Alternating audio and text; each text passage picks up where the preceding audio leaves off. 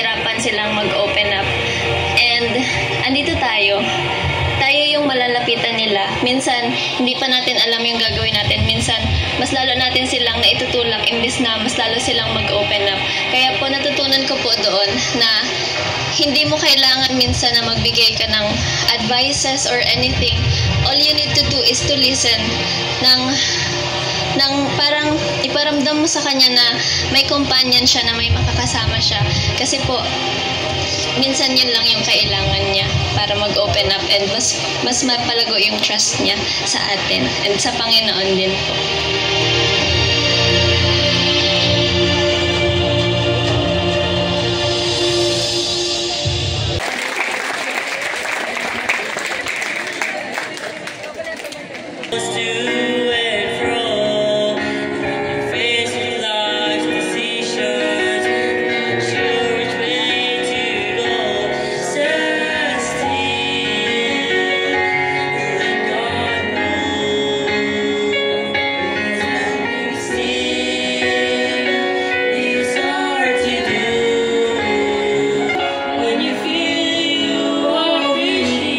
Maybe it's still a question for you. So, ang sabi ng ikalawang Timoteo 1 ang talatay 12, I am not ashamed, for I know whom I believed, and I'm persuaded that he is able to keep that which I have committed unto him against that day. Alam niyo ba itong tekstong ito, mga kapatid? This was the same verse, the same text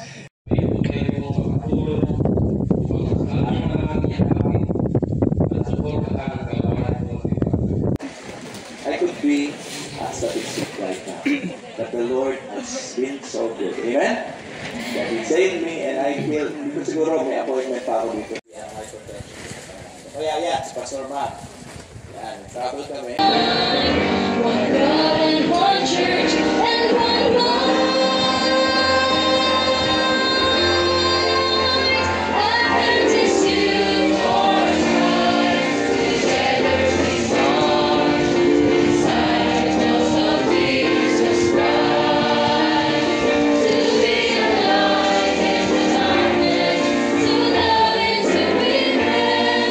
iPhone. Sana? Selfie. Tapos kayo lang sa Iba talaga pag in love, bawal daw yan. Papawin sa nakasanday. Ay, ba't dalawa lang yung upuan? Galing, dalawa lang oh. Talaga naman. Yeah! Yan, dito pa sa Lana. Ang sabi na tayo praso ba? Yan, dito eh.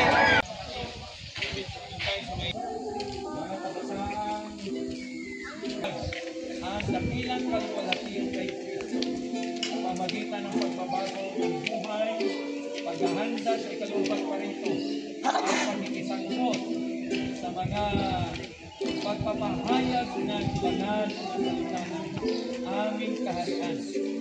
Kami binabautismuhan namin kayo sa pangalan ng Ama, ng Anak at ng Espiritu Santo. Amen. Surrender to Him.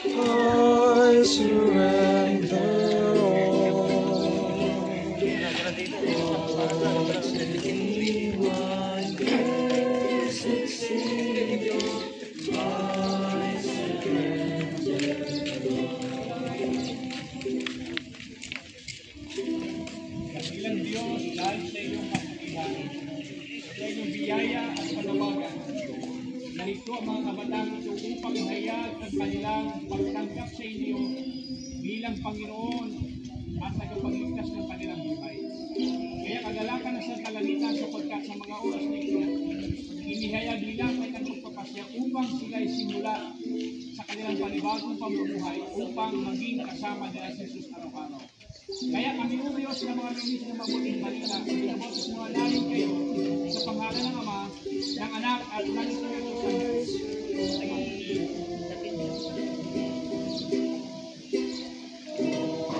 Salamat natin ang Panginoon.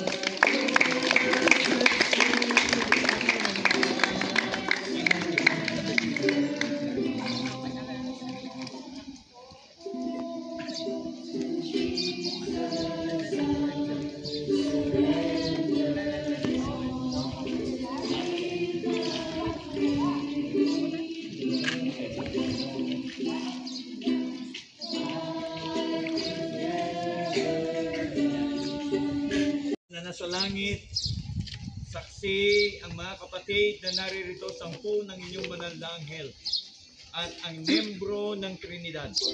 Sa mga kabataang ito na nagpasakop sa kanila kay Kristo bilang aming Panginoon at upang maghanda ng sarili sa banal na paglakad na panibago upang maging isang alagad ni Kristo at mahanda sa inyong ikalawang pagparito. Kami, mga ministro ng Ebanghelyo, binabautismuhan namin kayo sa pangalan ng Ama, ng Anak at ng Espiritu Santo. Amen.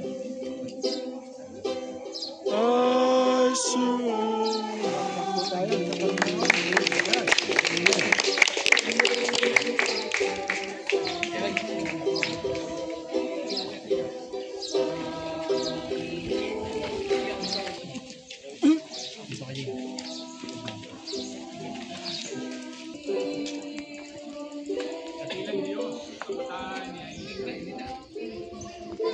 nadala ka na sa talangitan sapagkat inihayag niya ang kanyang pagmamahal. Tinanggap niya sa buhay niya si Jesus bilang Panginoon at kanyang tagapagligtas. At dahil dito, O Diyos, kasama ng mga kapatiran upang saksihan ang kanyang pagtanggap kay Jesus sa mga araw na ito.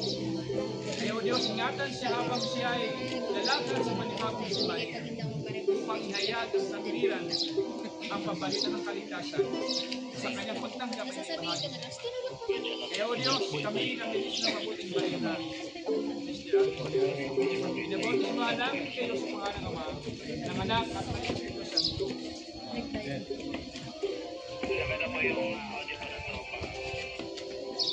Let's clap our hands for the Lord.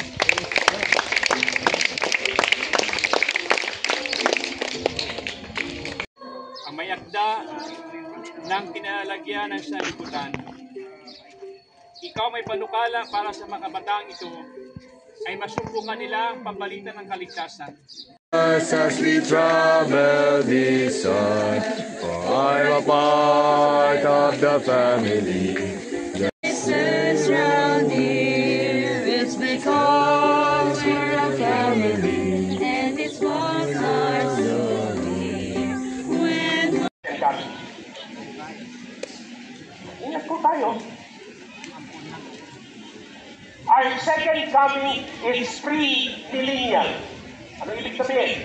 Bago sa 1,000 taon, which is called the millennium. Okay? Jesus' coming is literal and personal.